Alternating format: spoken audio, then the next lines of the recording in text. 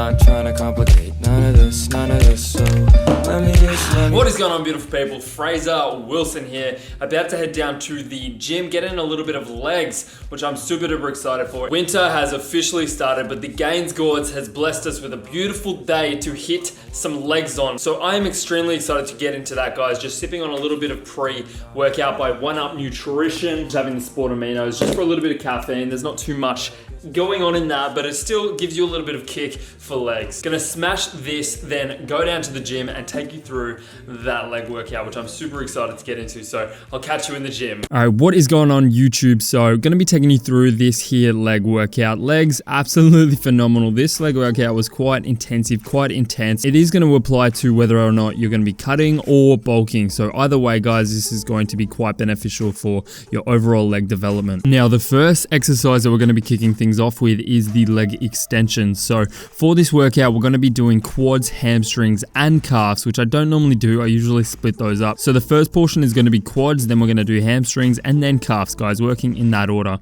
So first and foremost, guys, starting off with leg extensions, which we're doing 4 total sets of 10 to 15 reps with. And then on the final set, as you can see here, what we're going to be doing is a triple drop set of death, guys. So you want to do 10 to 15 reps, drop the weight by about a third, 10 to 15 reps more, then drop the weight by another third, 10 to 15 reps to failure, guys. The next exercise that we're going to be heading into, guys, is the walking lunges. Now, this exercise is really good for developing that outer quad sweep, guys. So pretty much where your quad meets the hamstring on the outer side of your leg, that is what is going to get really developed here, guys. So we're going to be working for long strides, and we're going to be pushing through our heels, actually trying to push forward, right? So we're trying to stride forward. So for that, guys, we're going to be doing 4 total sets for 8 reps up and back, so a total of 16 steps. After that, guys, we're going to be moving into another really good one for getting overall quad development. So this is called the goblet squat. So you want to take a dumbbell and then hold it up to your chest,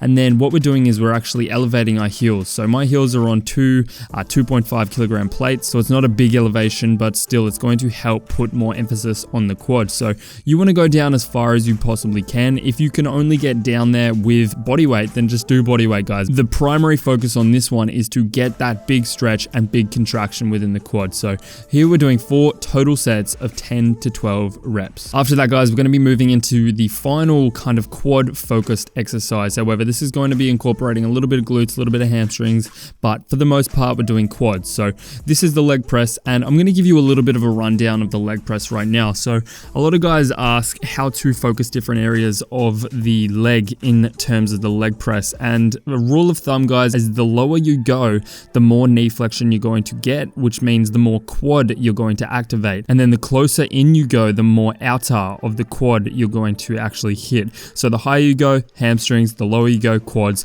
the closer you go, the more outer focus you're going to have, and the wider you go, the more inner focus you're going to have. So that one there was 4 total sets of 10 to 15 reps, guys. Now moving into the hamstring portion of this workout. So we're going to kick things off with my all-time personal favorite, the lying hamstring curl. Now this exercise, right, it's really good, but unfortunately the machine we have at my gym isn't tip-top turvy. So there's much better ones out there. There's ones that you can really get a good contraction in. But for the most part, guys, what you want to focus on is actually lifting your knees up and off the platform, as you can see here. That's going to get that really good contraction in. So that one there was 4 sets of 8 to 10 reps. The next exercise, guys, is the seated hamstring curl. Now for this one, we're going to be taking a little bit of a different tempo. We're going to be going quite fast paced, quite explosive. So we're going to keep that constant tension, but we're really just trying to get a lot of blood into the muscle here. So for this, we're doing 4 total sets of 15 reps with a very short rest. So we're resting about 1 minute toe. Up next, guys, we're going to be tackling a little bit of the glutes here. So it's hamstrings and a bit of glutes. This is the rope pull through, and basically what this is kind of emulating is a stiff-legged deadlift as well as a hip thrust, so a barbell hip thrust. So the idea is, guys, you really want to open up your hips by keeping your arms actually stiff. So you don't want to draw your arms down. Your shoulders should never drop.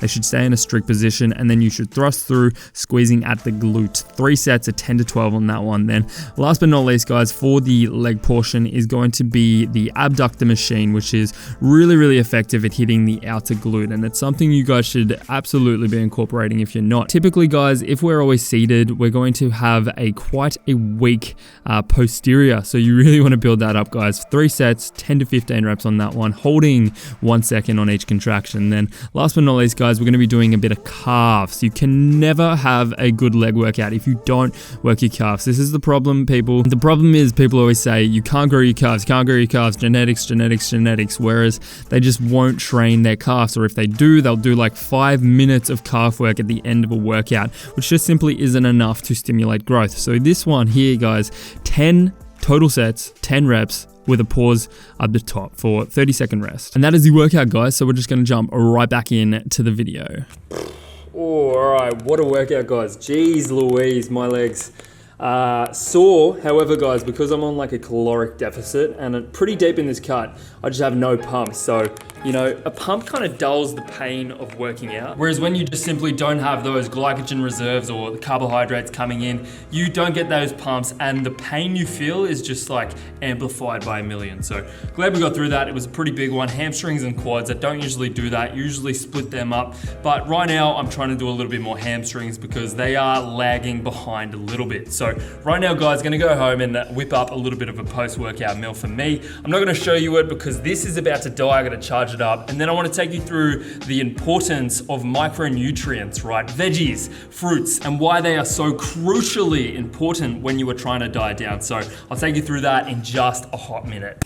All right, what is going on guys? So I just wanna take you through quickly how important micronutrients are going to be when you're trying to cut down body fat. Now, for those of you who are unaware, micronutrients are basically the little tiny nutrients that actually make the foods we eat healthy. So these are your vitamins, your minerals, your vitamin D, vitamin B, vitamin A, vitamin C, you know, iodine, calcium, magnesium, sodium, all of these essential nutrients that we should be getting in. So for those of you who are unaware, to actually lose fat, to lose any kind of body weight, you need to be eating in a caloric deficit, which essentially is a calorie imbalance. So you're expending more than you're actually intaking. Now, if you want more information on that, I'll link down below on just general fat loss videos. But for those of you who understand that concept, be sure to continue watching guys, because I want to take you through exactly why micronutrients are so damn important, but not only that, why they're absolutely crucial when you are on a cut. So one thing that comes with cutting is a essential lack of food, okay? We are essentially nutrient deprived,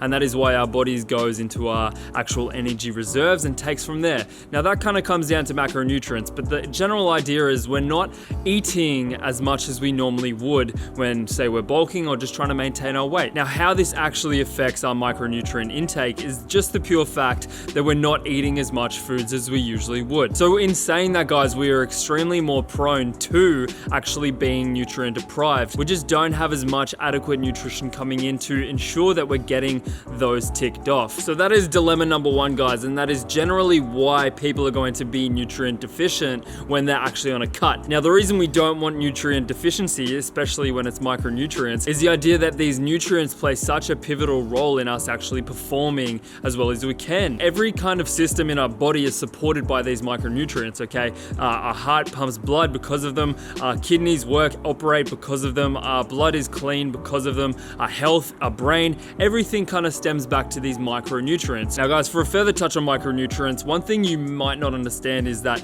our body is constantly adapting and constantly getting rid of old cells and creating new cells. So much so that over the period of 8 years, our body will essentially completely get rid of every single cell in our body and have a completely new set of structured cells. Now, these cells are created through these nutrients, so you could probably imagine how important it is. These nutrients are essentially making up who you are. As cliche as it is, guys, you are essentially what you put in your body, and that could not be further from the truth because your body is constantly replenishing these cells. Now, this is the problem with things like IIFYM. Now, while I have no real hate towards IIFYM if it fits your macros, the idea and the premise behind it is very, very far-fetched, and it gives people a wrong idea about nutrition. It tells people that you can eat absolutely whatever you want regardless of quality of nutrition, as long as it fits in your macros, and that is just a terrible idea. Because when we're cutting down, guys, we are in a nutrient deficient phase, as I mentioned before. So we want to optimize the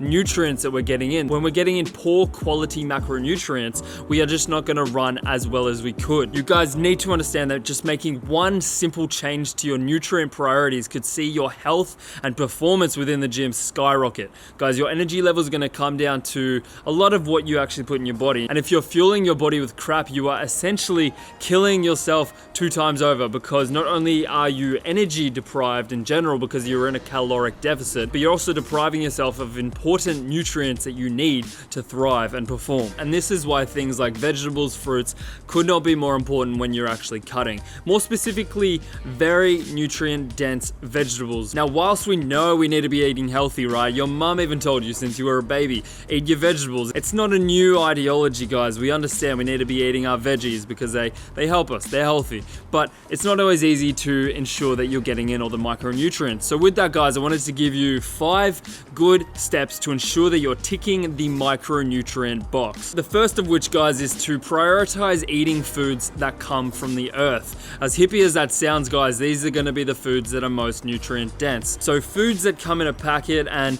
have been processed beyond belief, they just don't have the same nutrient content as, say, a potato or broccoli or rice or oats. Things that come from the earth will actually possess. So if you can focus on those foods, then essentially you'll be ensuring that you're getting in the right micronutrients. It's critically important, guys, that you actually surround your diet around those kinds of foods. And the reason is, guys, if you try to fit these healthy foods around unhealthy foods, then you're in a recipe for disaster. But if you get the healthy things down pat, you can then begin to implement like a donut or implement a piece of pizza or implement those kind of bad foods, and it's gonna actually work. If you start on a bad foundation, then you will end at a bad result. Tip number 2, guys, is to eat more. Now, while that doesn't sound like the most possible thing to do when you're actually on a diet, what that actually implies is eating more food, okay? Not calories, more food. So essentially, guys, there's gonna be very, very calorie dense foods, and then there's gonna be nutrient dense foods. So if you can prioritize, say, green leafy veg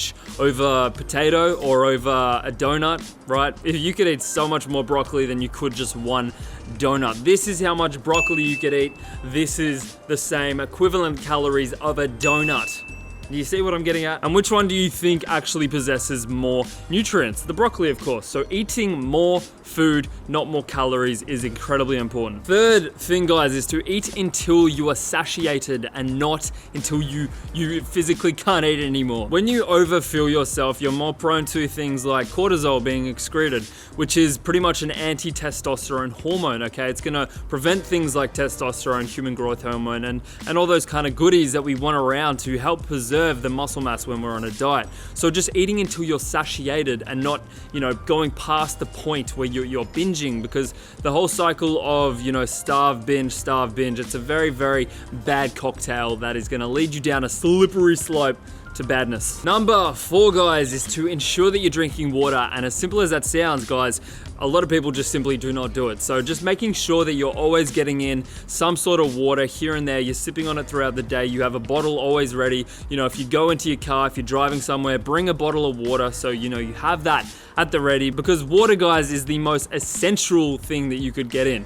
Okay, we can go days without food. We can go like 5 days without food, without eating anything. Absolutely no calories whatsoever. However, we can only go a few days without water. Water, guys, is more important than food. So if you're eating food but you're not getting in the water, you're essentially not getting in the most important thing. So make sure you tick the water first. Water is so damn important. So with that, guys, I hope these little 5 tips did help. And if you're not eating your micronutrients while you're on a diet, you're essentially making things much, much harder for yourself. You'll be much, much more energy deprived if you're not getting in those micronutrients. So with that, guys, one last thing that I want to help you out, guys, is with vitamin D. So if you're in winter or you're just somewhere where you can't go outside, get some sun, make sure you're getting in a vitamin D tablet. People who are vitamin D deficient are more prone to overall depression and anxiety. So it's an essential vitamin that you just simply need to be getting in. So with that, guys, I really do hope you enjoyed the leg workout and the tips thrown at the end there. So if you are new here, guys, be sure to subscribe and drop a like if you did actually enjoy